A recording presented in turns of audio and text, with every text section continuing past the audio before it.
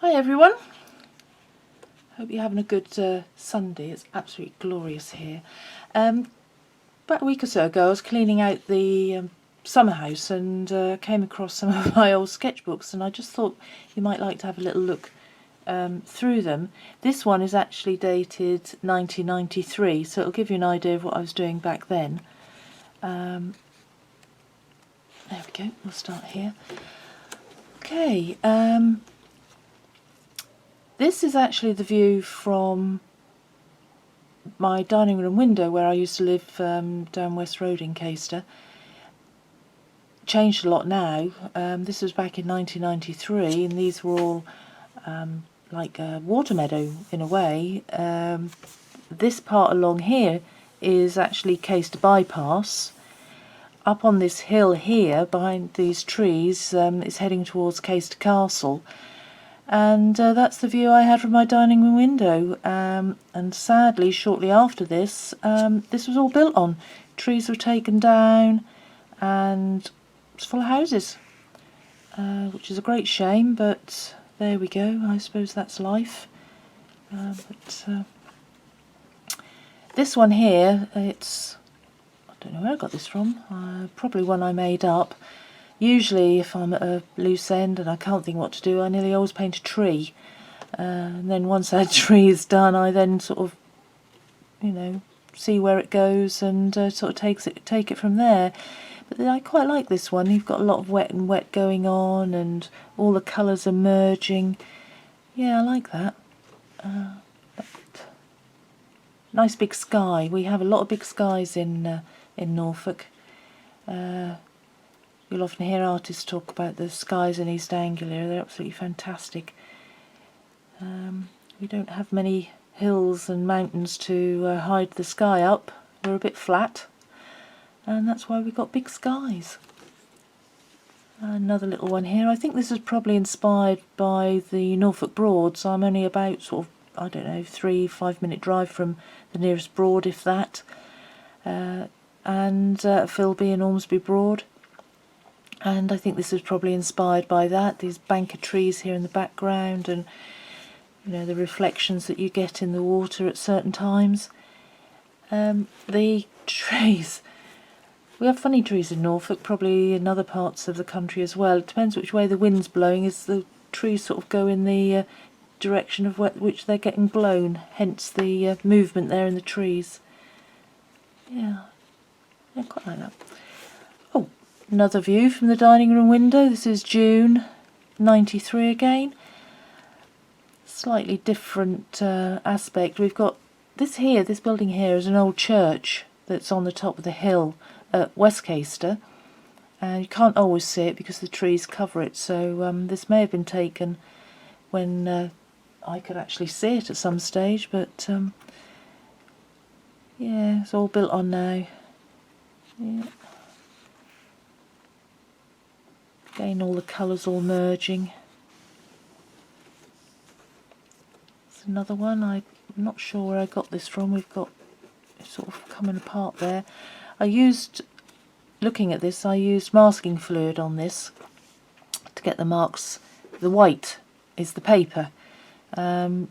Very often if you see white in watercolour, it's where the paper has been left and the artist has painted around that area. There are times you can actually preserve that area by using what is known as masking fluid, and it's a bit like a latex gum that you paint on, and you can then carry on with your painting as normal, and then you just rub that latex off and you've got the preserved paper underneath. I think probably what happened here with this is I left that gum on too long and it sort of adhered a little bit too much to the paper. So there's a lesson to be learnt there. But I quite like this. This one here, this is ultramarine blue, probably mixed in with perhaps burnt umber or raw umber. And you can get some fantastic effects because ultramarine, when mixed with some other colours, sometimes has a tendency to granulate, and that is where the colours seem to separate into their own sort of entity in a way. This is what's happened here. I would have mixed the blue and the brown together, painted this area, and because all this area here was wet anyway and the paper was wet, the colours split and spread, which great effects you can get with that. You know, like this here, all this mistiness around the trees, that's not been painted as such. The paint has actually done that for me. I probably would have painted the sky down to this line here where my masking fluid was, let that dry, and when it was completely dry, put water on the area again to make it damp, wet the page again, not so it's swimming, but you know, so that the page is moist. And then I would have gone in and dropped in my colours along these areas here, and then just let the water and the paint do the job for me. I probably would have left the page flat, which is how this effect happened. But if I tilted the page either way, I'd have got different effects there again. But and then once that's all dry, then you can paint the tree and the water and everything as it comes towards you.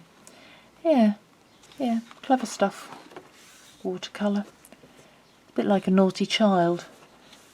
Sometimes it's absolutely good as gold, does exactly as you ask of it, and then another time it's that naughty you just, oh, horror. Don't ever want to see it again. This is West Road again, a bit of artistic license here. It was before the buildings on the fields on the left have been developed. This big tree here was actually dead, which is a great pity, but again, up the tree here, can you see, if I get it a bit closer perhaps, there has been granulation due to the use of ultramarine blue along with the brown. So creates a great effect for bark. But this here, I did a little bit of artistic license. I've actually turned the road, which is quite a busy road now, into something that looks more like a rural lane, more like a green lane really, and I quite like that. And where this gate is here, it actually leads to an old farmhouse, which is now residential property, and then where the trees are here, they are trees there, and the other side of that are some properties going down to what is now the bypass. But I quite like that. I quite like this effect with all the trees. That's done using the side of the paintbrush and just sort of sweeping it down. Okay, this one here, quite like that. We've got a bit of aerial perspective going on here, where the road is disappearing into the distance and the mist, real misty effect, quite sort of wintry, autumnal. Yeah, we've got the trees again here.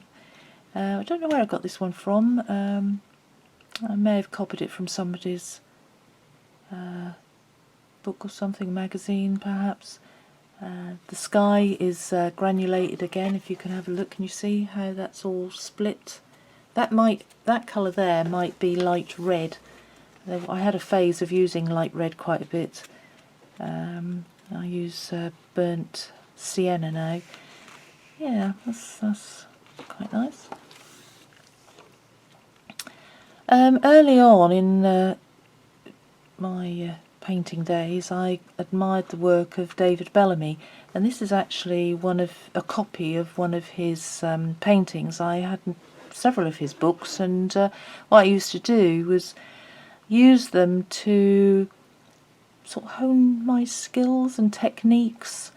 His artwork is lovely. It's very soft, and you know, you have these nice sort of subtle backgrounds. You can just see the hills there in the distance, and then the colours get stronger and sharper as you come towards the viewer.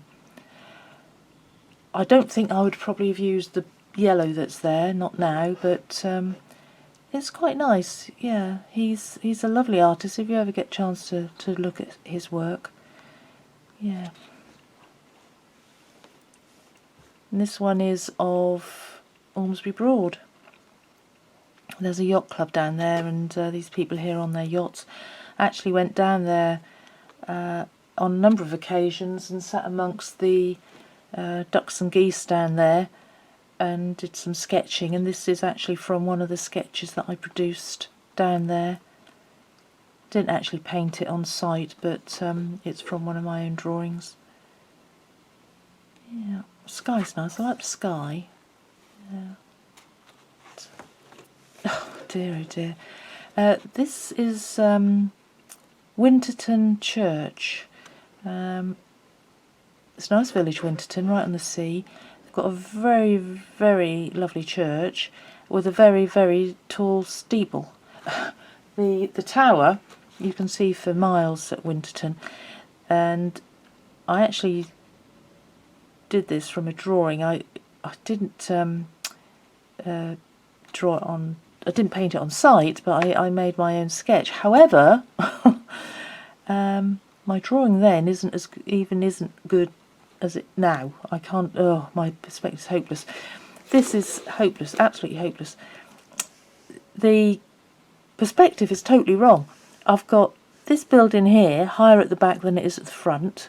This one's sort of okay, and goodness knows what else is going on.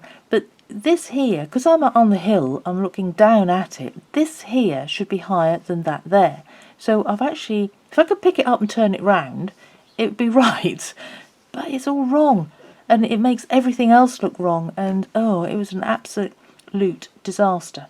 It isn't finished because the fields at the front I obviously gave up on it in the end. But I don't know if if you don't know Winterton, this part here, this sort of very pale line at the back here, that's actually the sea. That just shows how close the village is. It is actually on the beach. Yeah. Nice little place. If I'd have got that right, that would have been a nice little picture. Oh, and here we have could this be the great unfinished work? Who knows? I can see probably why I didn't finish it. There's a bloom here, and also here. And that's where the water and the paint haven't agreed with each other, and they've rebelled. Oh, I don't believe it, the phone. Oh, I'm back. Sorry about that, folks. The phone rang. Typical. Right, this is the last one. Yeah, great unfinished work. All these back runs and the like. I obviously got totally disheartened with it because I didn't finish the houses. And to be honest, nor am I likely to. But that's not bad, I suppose.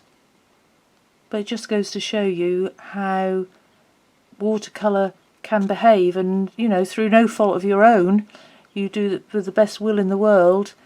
If it wants to misbehave, it will. And sometimes it works out nicely.